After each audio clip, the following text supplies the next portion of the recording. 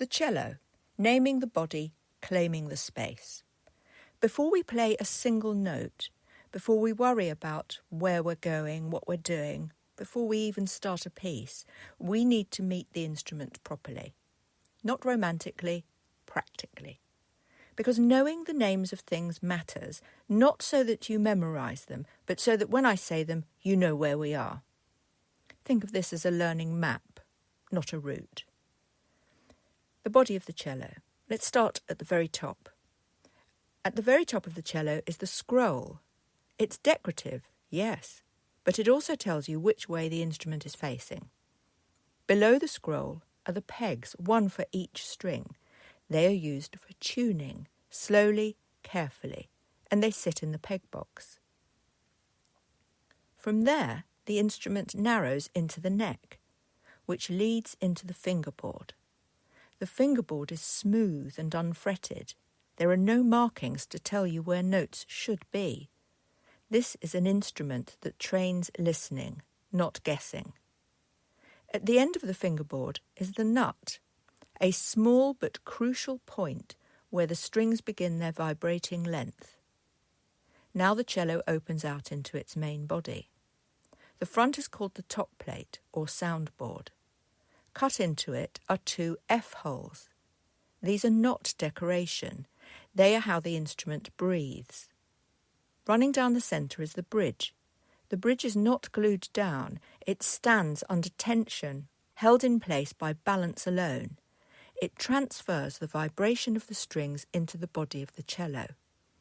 At the bottom, the strings pass over the tailpiece, anchored by the tail gut, and finally disappear into the end pin, which extends down to the floor and connects the cello to gravity. Inside the cello, unseen but essential, are the bass bar and the sound post, which support, distribute and shape the sound. You don't need to remember all of this today. You just need to know what I mean when I say the words. That's enough. The bow. Now the bow. The long wooden part is the stick. The white hair is horsehair, unless, like me, you use a vegan bow, in which case the hair is synthetic. At the bottom is the frog, where the hand rests, and at the very end is the screw, which adjusts the tension. The bow is not a separate tool. It is part of your body while you're playing. Sitting with the cello. Now we sit. You sit towards the front of the chair, not the back. Feet flat on the floor. The cello leans gently against your chest. It does not cling and you do not grip. The end pin should be long enough that the cello feels tall, not cramped. If you feel compressed, something needs adjusting. Your knees support the cello lightly. Your spine rises naturally. Your shoulders soften. This is not a small instrument.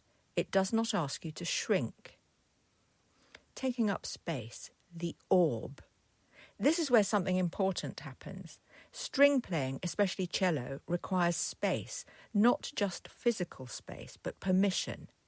Imagine an orb around you, like a planet with its own gravity. Your feet are part of this orb. So is your pelvis, your spine, your shoulders, your head. Your elbows move within this space. Your hands, your bow arm, the arc of the bow itself. Nothing should feel trapped. Nothing should feel apologetic. The cello needs room to vibrate.